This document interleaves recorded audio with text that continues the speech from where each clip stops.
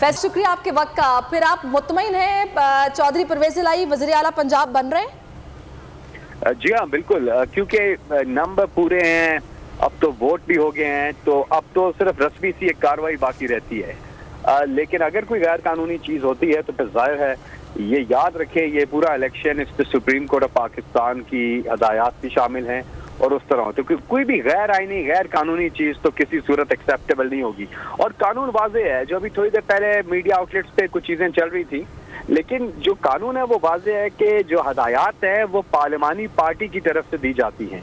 इन हदायत की खिलाफ वर्जी पर पार्लिमानी पार्टी हेड अगर चाहे तो जो डिक्लेरेशन है वो प्रिजाइडिंग ऑफिसर को फॉरवर्ड कर सकता है, और वोट देने या ना देने का 100% फैसला जो है वो पार्लिमानी पार्टी की। फैसल भाई, इसके बाद में एक और बात भी तो होती है ना, एक और बात मेरे पास ज़हन में पॉइंट आया, ये जरदारी साहब को कहीं बाकी में जो गुजरात के जो सियासतदान हैं इन्होंने मामू तो नहीं बना दिया कि उन्होंने कहा चले लेटर भी लिख देते हैं, ये एप्लीकेबल तो होगा नहीं, आपसे भी जान छूटेगी, काम भी हमारा हो जाएगा, ऐसा तो कहीं नहीं हो गया कहीं?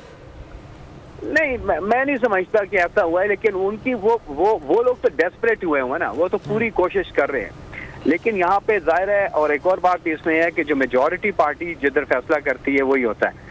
तो यहाँ पर अब तो बताया जा रहा है कि जो मीडिया रिपोर्ट्स आ रही हैं कि 10 के 10 लोगों ने क्यू लीग को वोट डाल दिया, यानी कि परवेज इलाही को वोट डाल दिया। तो इसके बाद तो अब क्योंकि डेस्परेशन बहुत ज्यादा है, अभी सवाल फैसल साहब ये भी उठ रहा है कि क्या जो डिप्टी स्पीकर है वो इन वोट्स को काउंट करेंगे भी या नहीं काउंट करेंगे? अब किस कानून के तहत नहीं करेंगे ये सवाल है। वो लेटर के तहत नहीं कर पाएंगे सर। मैं अब कल परसों बल्कि राना सनाउल्लाह साहब की गुफ्तगू थी एक, उन्होंने कहा डिप्टी स्पीकर को रूलिंग दे सकते हैं, हो सकता है वो रूलिंग। हाँ, लेकिन फिर वो अदालत में चैलेंज हो जाएगी ना, वो उसकी कोई वो टाइम गेम, आपको लग रहा है कि टाइम गेन करना है बस? ये सुबह से यही कर रहे हैं। 4 बजे पहले तो तौहीन अदालत के मुर्तकिब हुए हैं, क्योंकि बिला किसी वजह के इन्होंने बहुत देर से इलेक्शन शुरू किया, और उसकी वजह ये थी कि ये बीच खाना कोई लेन देन हो नहीं पा रही थी, उस चक्कर में थे कि कुछ हो जाए। लेकिन अब इनके हाथ से गेम निकल गया है, और देखें इसका क्रेडिट जाता है पाकिस्तानी कौम को, और वही पहरा भी दे रहे हैं। कोई ऐसी गलत चीज हुई ये कौम बर्दाश्त नहीं करेगी, कौम सड़कों पे निकलेगी। फैसल साहब, जो आपने लेन देन की बात की जो कि हो नहीं पा रही थी, ये जो आखिरी मोमेंट पे चौधरी शुजात साहब का लेटर या फिर जो भी हिदायत सामने आई है, इनमें फिर क्या लेन देन हुई होगी जो उन्होंने बोला कि भाई हम पीटीआई के कैंडिडेट को वोट नहीं देंगे? देखिए, ऐसा हुआ नहीं है, क्योंकि वोट भी दे दिया पीटीआई के कैंडिडेट को, और कानूनी तौर पे जो अगर कोई हदायत ऐसी मौजूद हैं तो उनकी हैसियत कोई नहीं है, यानी कि चौधरी शुजात की कोई हैसियत नहीं है। उनकी ज्यादा से ज्यादा जो किरदार है कानून के अंदर पार्टी हेड का, वो है कि अगर कोई डिफेक्ट कर जाए उन हदायत से जो पार्लिमानी पार्टी ने दी हैं, याद रखें जो पार्लिमानी पार्टी ने हदायत दी हैं उनसे अगर डिफेक्ट कर जाता है, तब चौधरी शुजात जो हैं कार्रवाई के सिलसिले में पार्लिमानी पार्टी के हेड परवेज इलाही को लिखेंगे, और वो डिक्लेरेशन अगर परवेज इलाही चाहें तो आगे फॉरवर्ड कर सकते हैं। ये भी आर्टिकल 63A में वाज़े लिखा हुआ है।